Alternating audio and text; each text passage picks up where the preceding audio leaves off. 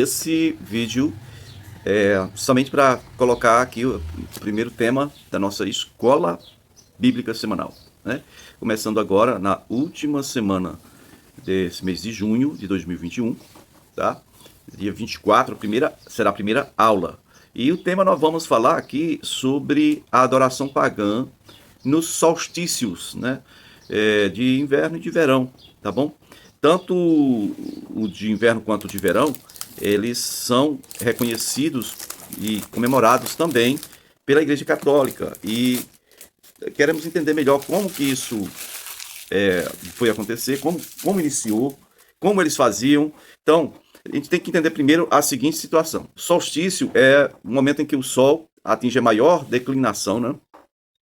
E em latitude, medida a partir da linha do Equador. O solstício ocorre 2 vezes no ano, em dezembro e em junho, né? Geralmente dizem que é por volta do dia 21 de dezembro e 21 de junho. Mas 24, 25, vamos entender essa diferença de datas aí. Solstício de inverno é um fenômeno da astronomia que marca o início do inverno, tendo como referência o hemisfério sul. O solstício de inverno é o instante em que o hemisfério norte está inclinado 23,5 graus na direção do Sol. O solstício de verão é o fenômeno astronômico que marca o início do verão. Também apresenta, apresenta o dia mais longo, né, do ano no hemisfério sul. O solstício de verão acontece quando os hemisférios da Terra estão inclinados no ângulo em que recebe o máximo de luz solar possível, marcando o dia mais longo do ano e, consequentemente, a noite mais curta, ok? Então, vamos lá. Nessa mesma datas, diz que no Peru, Equador, Colômbia comemoram o Inti Raymi, uma festa de adoração ao deus Sol Inca. Inti que marca a chegada do solstício de inverno no hemisfério sul. O de inverno é mais conhecido aqui, não? Sabe-se que as civilizações desaparecidas davam muita importância às mudanças das estações.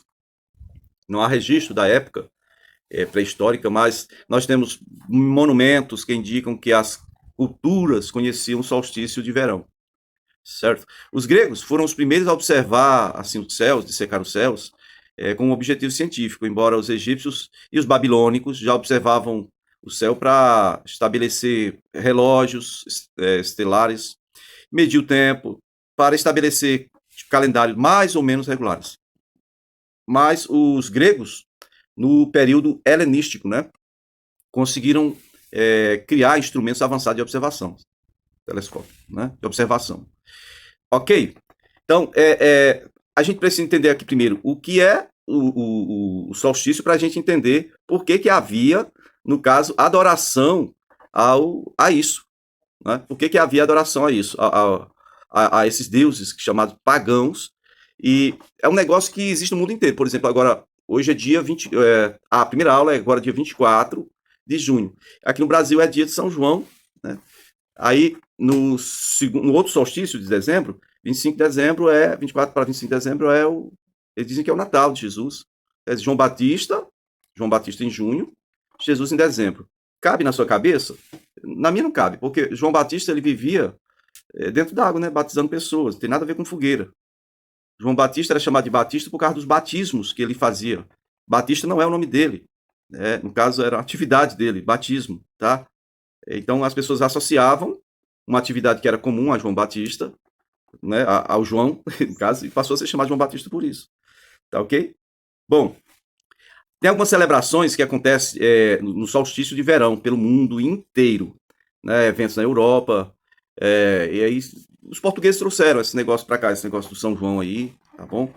O Natal foi a igreja romana que estabeleceu. Vou colocar as datas para você. Bom, o estudo que eu vou falar, que eu vou colocar aqui para vocês, a fonte que eu catei foram duas. Tem o José Manuel Abad Liné, de Madrid, né? E também um blog. O blog é Ensinar História, da Joelza Esther Domingues. Eu pesquisei, achei muita coisa aí na internet.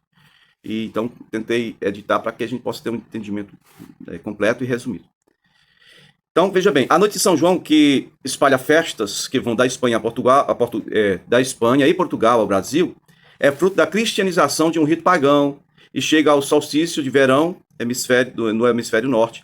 A partir dessa data, na Europa, o sol começa a baixar no horizonte, os dias começam a ficar mais curtos, lentamente. E para ajudar a estrela nesse transe, os astros eles são aquecidos com as fogueiras, né? Foi essa a tradição que os colonizadores portugueses trouxeram para o Brasil, onde se enraizou e se misturou com as festas e instrumentos locais. Tá certo? A Noite de São João não é a única tradição ligada a um evento astronômico, né? Diz o João Antônio Belmonte, cientista do Instituto de Astrofísica das Ilhas Canárias, Espanha. No calendário atual, as estações são divididas de forma diferente das que eram divididas, por exemplo, para os celtas, né? Os celtas hispânicos, o verão deles começava em maio, e não no solstício, e não com o solstício, né? Então, os celtas celebravam o momento culminante de cada estação e não o seu início. Eles comemoravam o solstício, mas o solstício era o momento culminante e não o início. Para nós é o início aqui, né? Porque lá na Europa é assim, comemora-se o início. Foi passado para nós assim. Existem pelo menos 4 festas cristãs que são, na verdade, festas pagãs relacionadas a eventos astronômicos, 2 das quais nós já citamos aqui, 24 de junho e 24 de dezembro, 25, né, de junho e dezembro, né, os 2 solstícios. Natal é o exemplo mais evidente da cristianização de um evento astronômico e comemorando, por exemplo, diz que é o nascimento de Jesus, na verdade é o nascimento de Mitra, o solo invicto, né? Certo? O solstício de inverno. Na Bíblia não há registro do nascimento de Jesus, ou da estação do ano. Mas a gente que lê a Bíblia, a gente tem uma noção. José estava com uma esposa grávida, estava indo fazer um recenseamento que foi ordenado pelo governador da época. Ele não iria sair numa época ruim para andar com uma mulher dele, grávida, no lombo de um jumento, mais de 150 quilômetros, porque, tipo, Nazaré lá para Belém dá mais ou menos isso. Seria impossível ele ter nascido em dezembro, porque é impensável. Dezembro é impensável para o nascimento de Jesus. O relato bíblico diz que tinha ovelhas, tinha pastores no campo, e isso não acontece em dezembro, não, de forma alguma, tá bom? Não acontece em dezembro, não. Lá as intempéries são terríveis, ninguém coloca a ovelha para morrer fácil assim, não. As ovelhas em dezembro ficam nos apriscos, tá bom? Então Jesus seguramente nasceu na primavera, né? De abril a junho, primavera, abril, maio e junho, tá bom? Primavera lá em Israel, que é o tempo de guerra, é o tempo de viagem, é o tempo de êxodo, é o tempo mais propício para quem quer fazer uma viagem, tá bom? A Bíblia em ordem cronológica coloca o nascimento de Jesus em 1º de abril, para você ter uma ideia. Então, se ele não nasceu na primavera, ele nasceu no verão. Já é um tempo mais difícil, mas quem sabe ele foi na primavera, final da primavera, e nasceu no verão. Quando é o verão? De junho a agosto. O que foi que aconteceu? O que aconteceu é que, num determinado momento da história, o papado, né, os papas, eles queriam cristianizar esses eventos que são tão importantes no calendário pagão, né, os solstícios. Gente, olha, para você ter uma ideia, em Roma, do século II, desde século II a.C., já tinha culto à Mitra, tá? Era um culto ocultista, mas já existia. Eles encontraram mais de 2.000 templos dedicados à Mitra. Se for juntar os que são dedicados literalmente, diretamente à Mitra, com os que são dedicados ao invicto, né, o solo invicto. Eu vou falar para vocês a diferença que há entre esses dois. Embora pareça ser são 2 deuses que têm, a mesma base. Tá certo? Então, a data que mais importava para Roma, ou para o papado, no caso, era 25 de dezembro, 21 de dezembro, né? Ao 25 de dezembro. Eles tinham lá a Saturnália, né? Tá certo? O Mitra também era conhecido em Roma como o Saturno dos romanos. Para os gregos ele era reconhecido como Cronos. Vamos dizer assim, aparece de outra forma. O Cronos aparece de outra forma do Mitra, que aparece de outra forma do Saturno. Mas tudo está ligado ao Sol, adoração ao Sol. Mitra é o deus iraniano, representado pelo Sol. Ele é responsável pela ordem celeste. Ele é o deus da sabedoria, dos contratos e da guerra na mitologia indo-ariana, na Índia, na Pérsia e Anatólia.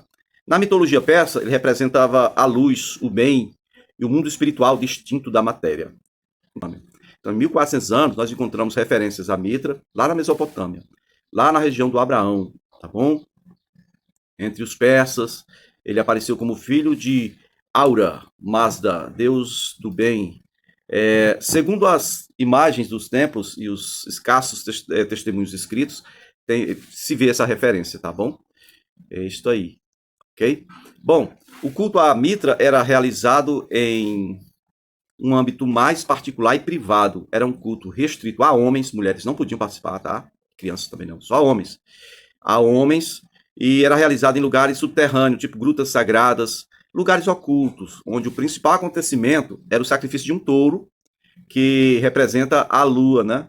E cujo sangue fazia brotar a vida, propiciando imortalidade. O símbolo de Mitra era o touro sacrificado pela divindade, tá? Sol sacrificando a lua, que legal. Bom, o culto a Mitra chegou à Europa e através dos povos que foram os povos helenizados, né? Ganhando na Grécia antiga, a efêmera analogia à deusa Hemera, pouco antes do nascimento de Alexandre Magno. Após a vitória de Alexandre o Grande sobre os persas, o culto a Mitra se propagou por todo o mundo helenístico. E, segundo Heródoto, Mitra era a deusa Afrodite, Urânia, trazida pelos assírios, com o nome de Milita, ou pelos árabes, trazida pelos árabes para Roma, com o nome de Alita. Então, Mitra, assim como os demais deuses persas, não tinha imagens, templos ou altares. Por quê? Porque, diferentemente dos gregos, os gregos creem, por exemplo, que Aquiles é filho de Deus, né? Entendeu? Então, eles creem que deuses têm filhos humanos, os gregos. Os persas não. Os persas acreditavam que os deuses tinham uma natureza diferente dos homens. Jamais poderia acontecer isso. Então, eles não tinham imagens, não tinham templos para Mitra, embora o adorassem. Para alguns povos mediterrâneos, Mitra era uma junção do deus da guerra, Ares, e Héspero, né, a estrela que simboliza o planeta Vênus. Tá bom? Então, o culto ao Invictus, o Sol Invicto, era diferente do culto à Mitra. Por quê? Porque o culto invicto ele era realizado em lugares públicos, onde todos pudessem participar, famílias inteiras, né? Bom, diferente do culto à Mitra, que era no local secreto, era restrito a homens. Então, o Solo Invictus era uma religião pública, ao passo que o mitraísmo era ocultista. No Império de Heliogábalo, né, 218 a 222 a.C., isso se tornou a religião oficial. Se você for olhar na história, não vamos para isso agora não, mas na época do Nero, que foi quem perseguiu tantos cristãos, e uma época muito ruim para a igreja, ele chegou a emitir uma moeda com, né, a face, vamos dizer assim, a cara do Solo Invicto, tá bom? Solo Invicto, que no caso era a mesma cara do Mitra, né? Aquele cara com uma estrela, né? O sol por trás da cabeça. Depois nós vamos ver que isso vai se misturar com a pessoa, história e até a forma de apresentação de Jesus nas artes, nas gravuras, nos desenhos, nas pinturas. Jesus aparecendo com um sol atrás da cabeça. Isso é absurdo. Bom, você pode ver também, por exemplo, a Estátua da Liberdade, aquele sol na cabeça dela. Tá bom? No mundo inteiro, o mitraísmo é um negócio oculto, veio se alastrando. Foi mudando de nome. Mas como é um negócio oculto, parece que vai se alastrando sorrateiramente, como eu disse. No mundo inteiro existe, ainda existe até hoje, só que tem outros nomes, são outras figuras, mas a ideia do secreto existe ainda até hoje. No Império Romano, mitraísmo é um culto à parte, representado publicamente pelo Invicto. O Mitra é representado pelo Solo Invicto, mas são dois cultos diferentes, um é público e o outro é privado. Tá? E o mitraísmo, então, encontrou a sua máxima expansão geográfica no século 3 e 4 depois de Cristo. Se tornou o mais forte concorrente do cristianismo. E então, nesse ponto em que a gente vê, eles se reuniam em grutas secretas. Os cristãos, em certo momento, também se reuniam em grutas secretas. Hoje se encontra aí registros ou relatos de escritos, né? Que as pessoas deixaram, registros que as pessoas deixaram, misturando, por exemplo, o culto, a missa, vamos dizer, Christmas, com o culto à Mitra. entendeu? Ninguém não sabe quem imitou quem, mas eu imagino que tenha sido o homem ou Satanás que imitou as coisas de Deus, porque é sempre assim, tá bom? Então, mitraísmo imitando o cristianismo. Vamos então, as Saturnálias em Roma, em Roma era uma das mais importantes festas públicas, em homenagem ao deus Saturno, que é o Solo Invicto, que é o Mitra. As celebrações de comemoração, as comemorações começaram no dia 17 de dezembro e duravam uma semana. Acreditava-se que nesse período as divindades vindas das profundezas, elas vagavam entre os vivos e que deviam ser recebidas com banquetes, né, sacrifícios e trocas de presentes para garantir uma boa primavera. Né? Isso é o nascimento do Mitra, tá bom? Durante as Saturnálias, a ordem social era subvertida. Tipo, os escravos podiam ser considerados temporariamente livres e se comportavam como tal, e os seus patrícios os serviam, tá bom? Vamos olhar um pouquinho da história aqui. O cristianismo, ele explodiu para todas as nações no século IV, né, depois de Cristo, do ano 300 ao ano 400, tá bom? 301 ao 400. E aí tornou-se comum em toda a Europa, na Idade Média, e se expandiu na era dos descobrimentos, ele se expandiu mais. Então, enquanto o mitraísmo, vamos dizer assim, existia em Roma, era mais centrado em Roma, né, no Império ali. São mais de 2000 tempos ali. Né? Ele já existia desde o século II a.C., tá bom? Solo Invicto. Na época do Aureliano, 270 a 275, mais ou menos. Então, o cristianismo se tornou religião oficial no ano 301, na Armênia. Em 300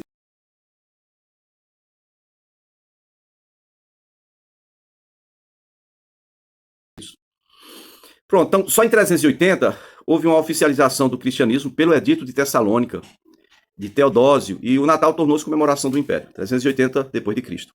Foi também em 380 que aconteceu a escolha do domingo, o Dies Solis, o dia do sol, como dia Dominicus. O domingo que a gente conhece, na verdade, ele passou a existir em 380, Dominicus, porque até ali era Dies Solis, ou seja, dia do sol. Hoje, se você for olhar, por exemplo, domingo lá nos Estados Unidos, é Sunday, é a mesma coisa, Dies Solis, dia do sol, Sunday, dia do sol. Dominicus passou a ser chamado como o dia do sol, passou a ser chamado como dia do Senhor. E aí, como é que eles fizeram para justificar tanto o erro, um erro em cima do outro, um engano em cima de outro? Bom, vou explicar para vocês. Para justificar essa escolha, do dia do sol como dia do Senhor, é porque, na verdade, o Senhor estava misturado. Você vai ver aí cultos a Mitra sendo confundido com culto a Jesus, com a missa, que depois foi estabelecida, que antes era culto, depois passou a ser missa. Você vai ver aí também culto, e até nas artes, a confusão que há entre adoração ao sol e adoração a Cristo. Você vai ver também, dentro dos elementos usados pela Igreja Católica, você vai ver claramente o sol presente em tudo. Naquela cruz do ostensório tem um sol no centro. Jesus com o sol atrás. É sempre assim, sempre assim. Então, eles queriam, eles paganizaram o cristianismo e cristianizaram o paganismo. Mas quando se fala aqui de colocar o dia do sol como o dia do Senhor, está querendo fazer o sol de Senhor, fazer o Senhor de sol. É mais ou menos isso que eu queria que você compreendesse. Para justificar a escolha desses dias, eles alteraram textos receptos, os textos originais da Bíblia. Como? Por exemplo, onde mostra que Jesus ressuscitou no primeiro dia da semana. Mentira, não existe isso. Foi num sábado. Domingo, ou dia do sol, não existe no Novo Testamento. Não existe Dominicus, nem Dies Soli. Não existe. Só existe sábado, Shabat, tá bom? Então, tudo o que tiver relacionado com reunião da igreja, com encontro de igreja, com a aparição de Jesus aos discípulos, e no evento em que eles estavam reunidos, sempre no sábado. Ah, pastor, então ele ressuscitou quando? Não foi no primeiro dia, não? Não, Jesus ressuscitou num sábado, segundo os textos originais, tá bom? Ele foi preso na quarta noite, foi morto na quinta e ressuscitou no sábado, tá bom? Para dar um gelozinho nos judeus que acusaram ele, por exemplo, de não ter guardado o sábado. Bom, e aí o que acontece é que eles colocaram aqui, alteraram os textos, né? E queriam desassociar o cristianismo do judaísmo, então deu certo. Pronto, peraí. O dia do Senhor vai ser o primeiro dia da semana. Por quê? Porque Deus ressuscitou, Jesus ressuscitou no primeiro dia da semana. Mentira. Então justificaram a escolha do domingo afirmando que Jesus ressuscitou no primeiro dia da semana, que é o dia dedicado ao sol, na verdade agora é o dia dedicado ao Senhor. Na cabeça de quem estava lá servindo a Mitra e ao Invicto há 4 séculos, quando você coloca que o domingo é o dia do Senhor, não se pergunta aqui quem é o seu Senhor, porque dentro de Roma tinha mais de 2.000 templos a Mitra. Mais de 2.000. Quem é que esse povo ia adorar no primeiro dia da semana? Era Jesus? Bom, a partir de 380, o domingo passou a ser dia do Senhor, foi declarado obrigatório descanso para disputas legais, para negócio e cobrança de dívida, e foi ordenado que aqueles que não cumprissem o edital fossem considerados sacrílegos. Bom, mas então, vamos falar aqui um pouquinho da história do Constantino a partir do Edito de Milão, 313. Por que ele fez isso? Como é que ele converteu mesmo, pastor? Não, como é que é? Você sabe como é difícil você emitir uma posição e um pensamento a respeito de um cara que é extremamente político. Você confia nos políticos aí, que tem aí? Confia em algum deles? Pois é. Porque, querendo ou não, o cara tem que saber fazer umas jogadas incríveis, né? Pois é. O Constantino, ele era político. Ele era o cara do império aí. E o que acontece é que o imperador, ele declarou que o império não iria intervir mais nos cultos religiosos, e aí declarou o fim da perseguição aos cristãos, segundo os relatos que nós temos aí na história.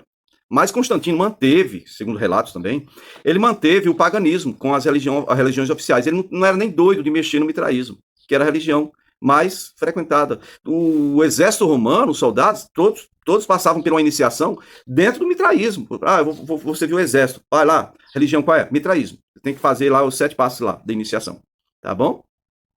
Então, o Constantino teve essa posição para melhorar a vida dele, a vida política, e não para piorar. Ele não iria proibir o paganismo. Não, ele foi reconhecer o cristianismo. É diferente. É diferente. Porque se ele não reconhecesse o cristianismo, todo o Império Romano ele ia ter problemas. Em todos os lugares o cristianismo já tinha crescido, desde Antioquia, Jerusalém, Antioquia sabe, a Grécia, o mundo grego todo da época e Roma agora. Tudo. Tava tudo, já tinha cristão para tudo quanto era lado. Quanto mais perseguia, matava, mais eles se apresentavam vivos, né? Vamos dizer assim. Né? Então, o Constantino manteve o paganismo, bem como o corpo sacerdotal, que geralmente se diz aí que a maior parte dos sacerdotes eram pagãos. E aí cristianizou o paganismo, ele colocava quem ele queria e ficou um negócio estatal. O Estado mantinha essas religiões aí, mitraísmo e paganismo. Cristianismo e mitraísmo, tá bom? Nós podemos deduzir o quê? Então, houve perseguição aos pagãos? Não. Mas também não houve perseguição ou proibição dos seus cultos. O que houve foi um reconhecimento da igreja, né? Ela podia gozar agora dos direitos que tinham os sacerdotes pagãos, a religião pagã. Alguns historiadores mais antigos, eles afirmam que as medidas que o Constantino tomou foi visando ou tentando fazer de alguma forma com que no futuro o cristianismo se tornasse a religião oficial do Estado. Mas isso é contestável, porque o Constantino ele viveu sob os valores do culto invictus, né, o culto público, solo invicto, que era a religião oficial desde Aureliano, desde o ano 270, 275 a.C. Então Constantino mesmo atendeu certos interesses cristãos, e ele permaneceu como pontífice máximo pontífice, ou seja, ele era o cara agora que pagava tudo, mas dava as ordens, tanto no paganismo quanto no cristianismo. Agora ele detinha o poder político e o poder religioso. É tudo o que todo mundo quer, todo mundo que se coloca como governo, esses poderes, eles são poderes que são exercidos diretamente sobre a massa, sobre o povão. Política e religião. Se o cara consegue dominar o poder político e o religioso, pronto, agora ele é Deus. Né? Ou um deus, como no Egito se via, né? O faraó, um deus. Né? Queridos,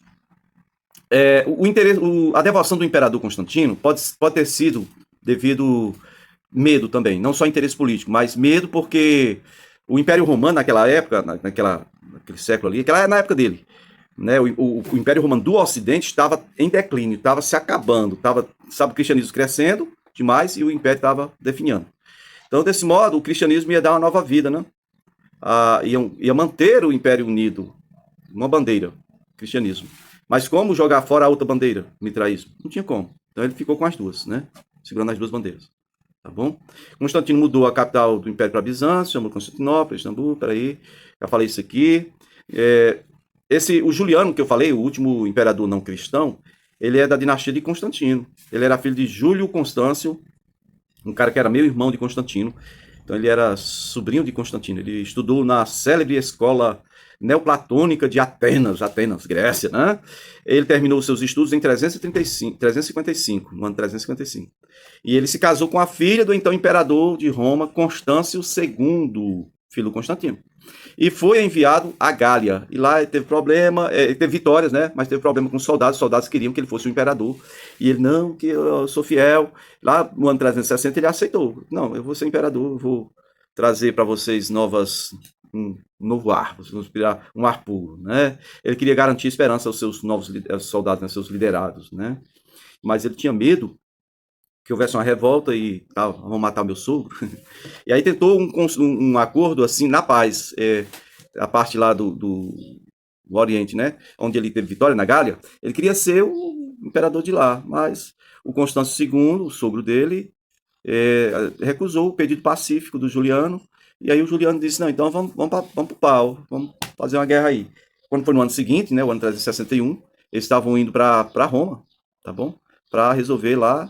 E aí receberam notícia que o sogro dele tinha morrido. Ele tornou-se o imperador romano e ele queria restaurar o império, fez algumas inovações importantes, né, no funcionamento, na estrutura da sociedade.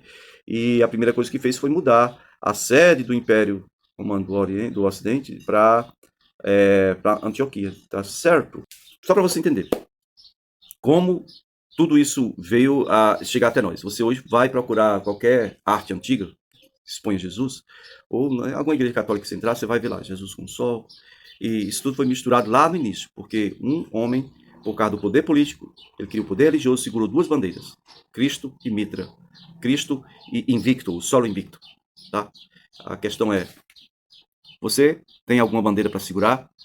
Você tem uma? Tem mais de uma? Qual é a bandeira que você tem?